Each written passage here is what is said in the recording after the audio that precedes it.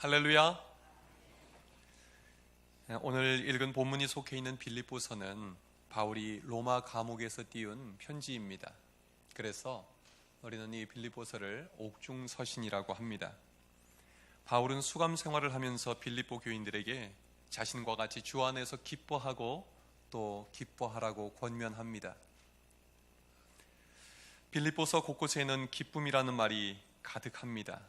그래서 바울 서신에는 이 기쁨의 서신이라는 별명이 붙어 있습니다. 바울은 감옥에서도 예수 만난 기쁨, 구원받은 기쁨, 그리고 예수와 동행하는 기쁨을 누렸습니다. 그리고 이 기쁨을 빌립보 교인들에게도 전해주고 싶었습니다. 그런데 오늘 본문에는 눈물로 호소하는 내용이 나옵니다. 이 대목만큼은 눈물로 쓴 편지라고 할 수가 있습니다. 기쁨의 편지 속에 들어있는 눈물의 편지인 것입니다. 바울은 빌립보 교인들에게 눈물로 어떤 내용을 호소했던 것일까요? 첫 번째 내용입니다. 함께 해보겠습니다. 본받지 말라. 18절의 말씀을 함께 읽겠습니다. 시작.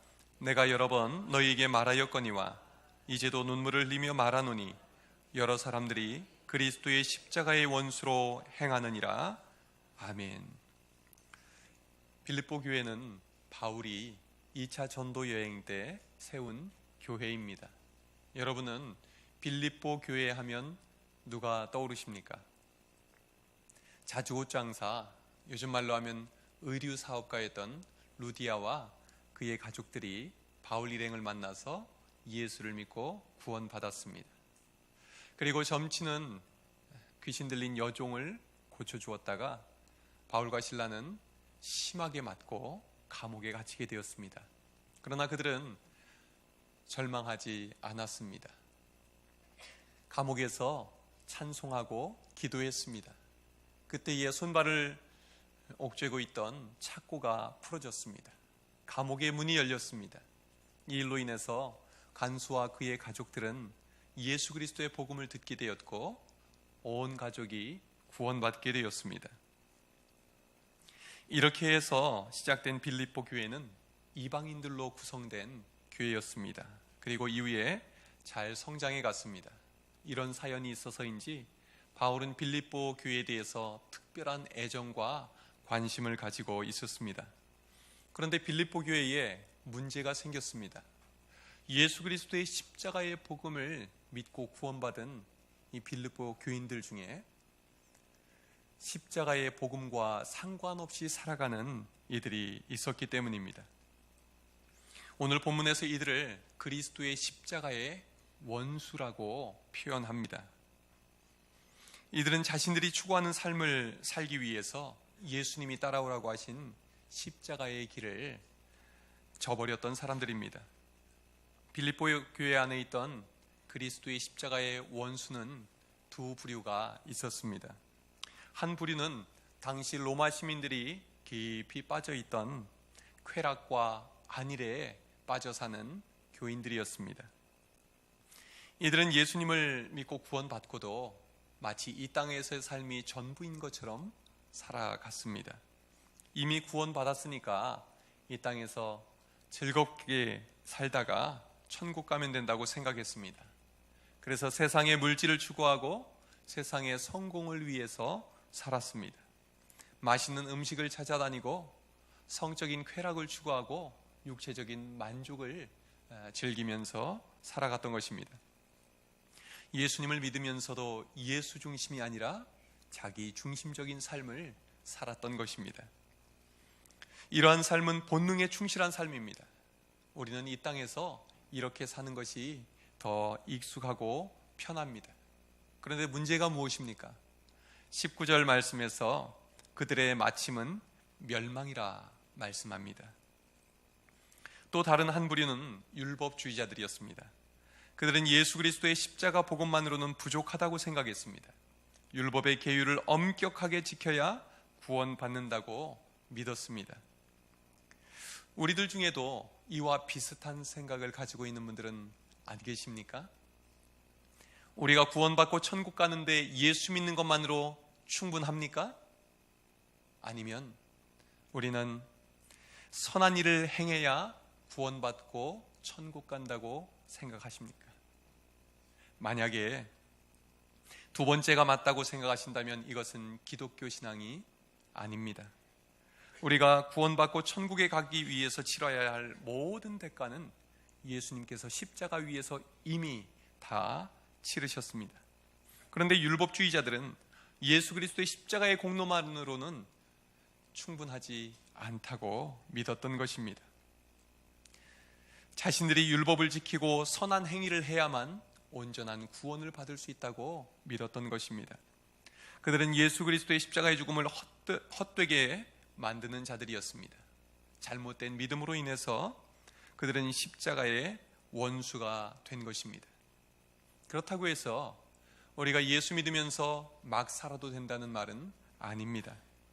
이제 우리는 구원받은 하나님의 자녀답게 아름다운 열매를 맺으며 살아야 합니다.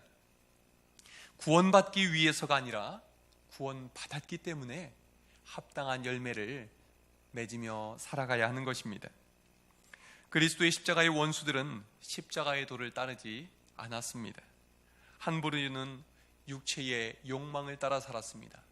또 한 부류는 자기들의 율법적인 기준을 따라서 살았습니다. 이 두 부류의 공통점은 하늘의 일을 생각하지 않고 땅의 일만 생각하며 살았다는 점입니다. 그런데 놀라운 사실은 이 십자가의 원수라고 불리는 사람들이 빌립보 교회 밖에 있었던 것이 아니라 교회 안에 있었다는 것입니다. 이들은 수치로 여겨야 할 것을 도리어 자랑거리로 생각했습니다. 이들은 마지막 날에 예수님의 십자가를 따라간 이들이 영광의 자리에 서게 될 때 영원한 수치를 당하며 형벌을 받게 될 사람들입니다. 그런데 요즘은 예수 그리스도의 십자가를 따라가지 않는 사람들이 나중에 수치를 당하는 것이 아니라 이 땅에서도 수치를 당하며 살아갑니다. 그리스도인답지 않게 살면 세상 사람들이 손가락질을 합니다. 요즘 교회 밖에 있는 사람들이 기독교를 뭐라고 부르지요? 개독교라고 부르는 사람들이 많습니다. 교회에 대해서 극도로 혐오하는 반응을 보입니다. 한국에는 기독교인이 정말 많습니다. 세계에서 손꼽히는 대형 교회들이 즐비합니다. 교회 숫자도 커피숍이나 미용실 숫자 못지않게 많습니다. 그런데 왜 기독교인과 교회에 대해서는 혐오스러워하는 사람들이 이렇게 늘어만 가는 것일까요? 예수님을 믿는 사람들이 예수님이 가신 길을 따라가지 않기 때문입니다. 교회들이 십자가의 길을 마다하고 세상 사람들처럼 세상의 기업들처럼 성공신화를 줬기 때문입니다. 세상 사람들이 더 잘 압니다. 우리가 진짜 그리스도인인지 아닌지, 우리 교회가 진짜 교회인지 아닌지. 세상 사람들과 다를 바 없는 그리스도인들은 세상에서도 수치를 당하며 살게 됩니다. 교회답지 않은 교회는 동네에서 설 자리를 잃어가고 있습니다. 소금이 그 맛을 잃으면 밖에 버려져 사람들에게 밟힐 뿐이라 하신 그 말씀대로 지금 이루어지고 있는 것입니다. 이것이 요즘 우리 한국 교회의 모습이고 우리 교회의 모습입니다. 우리 덕춘교회는 세상적인 성공을 좇는 교회들을 본받지 맙시다. 우리는 그리스도의 십자가의 길을 거부하는 십자가의 원수가 되지 맙시다. 잘못된 본을 받지 말라고 눈물로 호소하는 바울 사도의 음성에 귀 기울이는 여러분들이 되시기를 주님의 이름으로 축원합니다. 바울 사도가 눈물로 호소하는 두 번째 내용은 무엇입니까? 함께 보시겠습니다. 본받으라. 17절 말씀 함께 읽겠습니다. 시작. 형제들아, 너희는 함께 나를 본받으라. 그리고 너희가 우리를 본받은 것처럼 그와 같이 행하는 자들을 눈여겨보라. 아멘. 바울 사도는 잘못된 본을 따르지 말고 제대로 된 본을 따르라고 눈물로 호소합니다. 당시는 아직 신약 성경이 기록되지 않았던 시절이었습니다. 이방인들로 이루어진 빌립보 교회에는 신앙생활에 본보기가 필요했습니다. 바울은 자신을 본받으라고 말합니다. 사실 바울은 지금 감옥에 갇혀 있기 때문에, 그리고 빌립보 교인들은 바다 건너 멀리 떨어져 있기 때문에 서로 만날 수 없는 사이였습니다. 그래서 바울은 자신을 본보기로 삼고 있는 사람들을 본받으라고 그렇게 권면합니다. 빌립보 교인들 중에는 바울을 닮고자 했던 사람들이 함께 있었기 때문입니다. 바울이나 그의 제자들도 흠이 많은 그리스도인들이었습니다.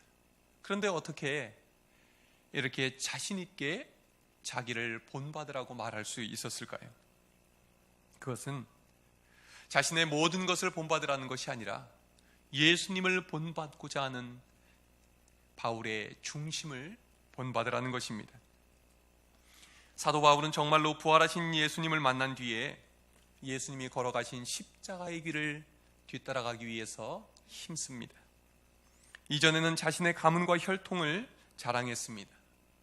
자신의 그 좋은 학벌이 자랑거리였습니다. 자신이 율법을 잘 지키는 바리새인 중에 바리새인이라는 것이 자랑거리였습니다. 한마디로 그는 잘난 사람이었고 잘 나가던 사람이었습니다. 그런데 예수님을 만난 후에 바울의 자랑거리가 바뀝니다. 이전의 자랑거리들은 배설물처럼 여기게 됩니다.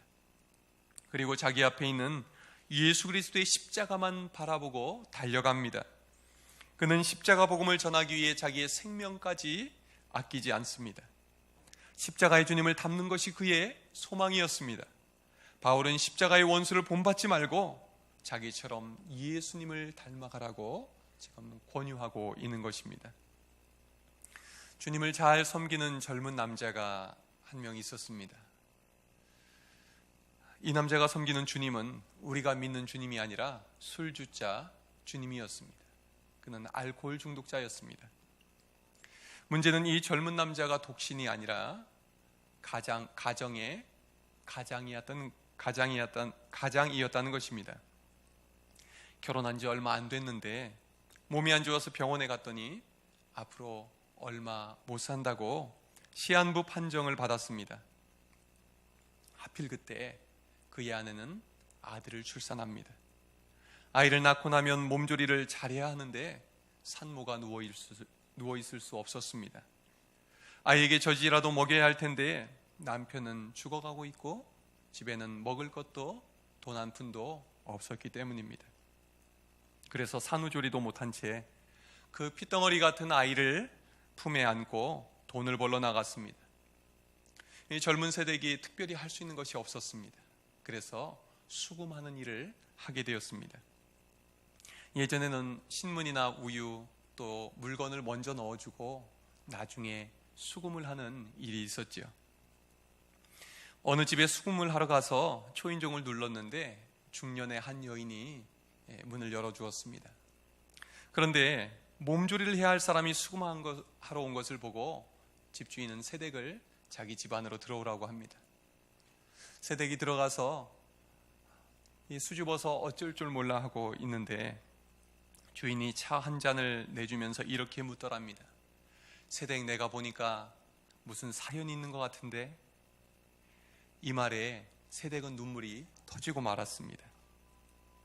주인 아주머니는 새댁의 긴 이야기를 끝까지 다 들어주었습니다.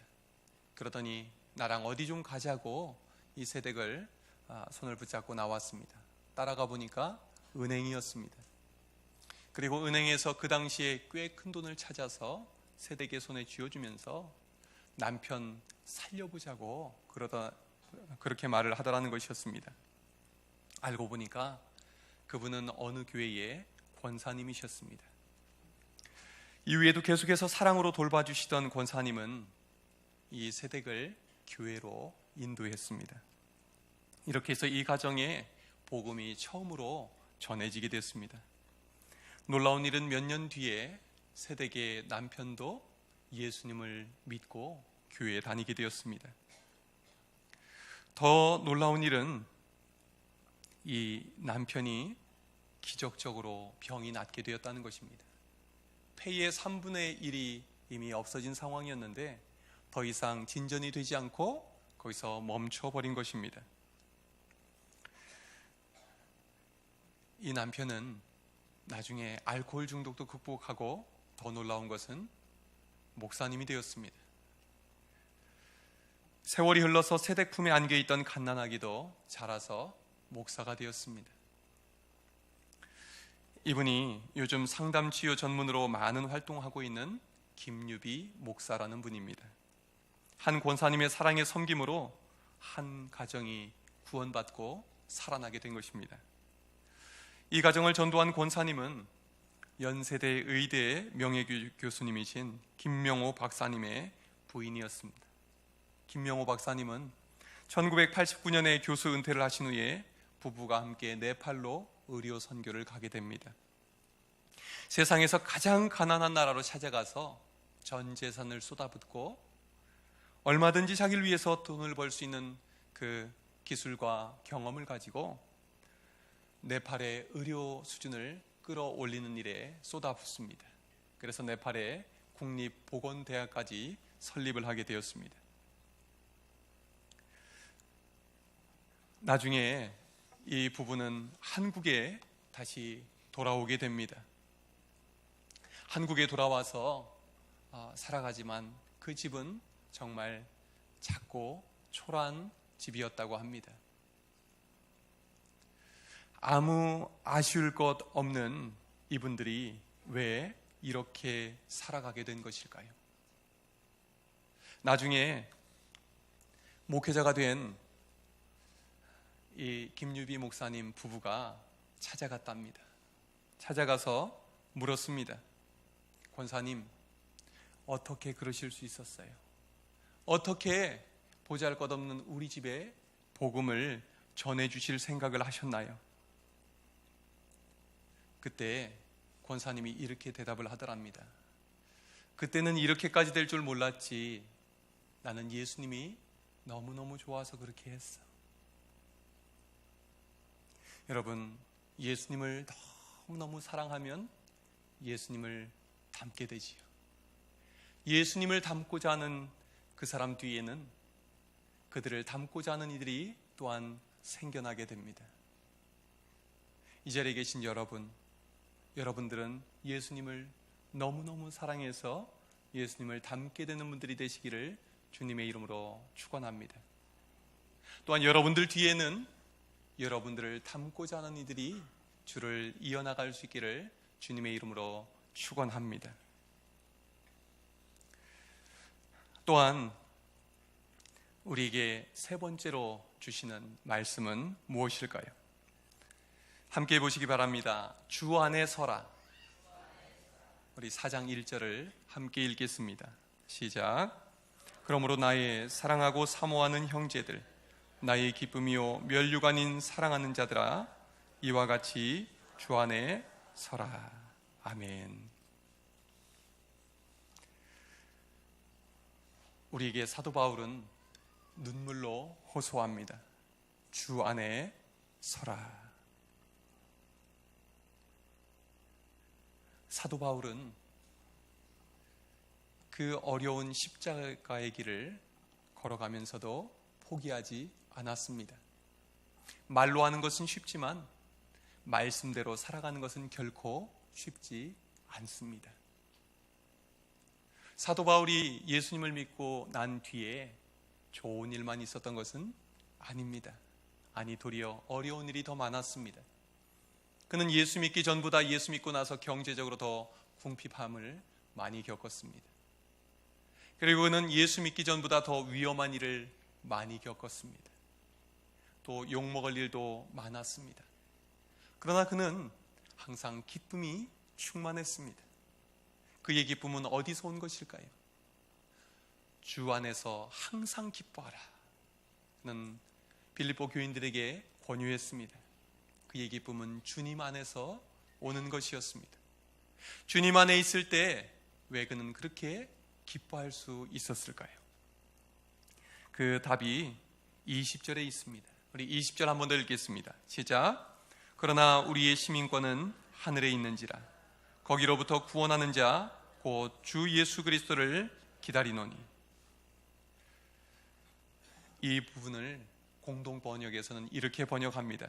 그러나 우리는 하늘의 시민입니다. 우리는 거기에서 오실 구세주 되시는 주 예수 그리스도를 고대하고 있습니다. 남들은 바울이 가지고 있던 로마 시민권을 그렇게 부러워했습니다. 당시 로마 시민권은 로마의 고위층이나 로마를 위해서 뛰어난 공헌을 한 사람들에게만 주었다고 합니다. 로마 시민권을 돈을 주고 사려면 엄청난 돈을 지불해야만 살 수 있었답니다. 로마 시민이 되면 로마 황제의 보호를 받을 수 있었기 때문입니다. 로마 시민은 그 누구도 함부로 건들 수가 없었습니다. 로마 시민만이 누릴 수 있는 특권을 다 누릴 수가 있었습니다. 그래서 그 당시 사람들은 어떻게 해서라도 정말 많은 돈을 들여서라도 그는 로마 시민이 되고 싶었다는 겁니다. 그러나 바울은 예수님을 믿고 나서 로마 시민권을 배설물처럼 여깁니다. 하나님 나라 시민이 되었기 때문입니다. 로마 시민권이 대단하다고 하지만 유효기간은 이 땅에 사는 동안뿐입니다. 그것도 로마 제국 영토를 벗어나면 아무 쓸모가 없어집니다. 그러나 하나님 나라 시민권은 유효기간이 영원합니다. 하나님 나라 시민은 전능하신 하나님께서 언제 어디로 가든지 지켜주시고 돌봐주십니다. 바울은 바로 이 땅을 살아가면서 하늘나라의 시민권을 가지고 살아갔던 것입니다. 그에게 고난이 닥쳐올 때, 또 그에게 가난이 찾아올 때, 그에게 어려움이 닥쳐올 때, 그는 이 땅에서의 삶을 바라보는 것이 아니라 하늘나라 시민됨을 기억하였던 것입니다. 나는 천국 시민이다. 이 정체성을 가지고 살았습니다. 바울은 이 땅에서 자신이 무엇을 위해 살아야 하는지 분명하게 알고 있었습니다. 사도행전 20장 23절부터 24절에서 바울은 이렇게 고백합니다. 오직 성령이 각성해서 내게 증언하여 결박과 환난이 나를 기다린다 하시나 내가 달려갈 길과 주 예수께 받은 사명 곧 하나님의 은혜의 복음을 증언하는 일을 마치려 하면은 나의 생명조차 조금도 귀하게 여기지 아니하노라.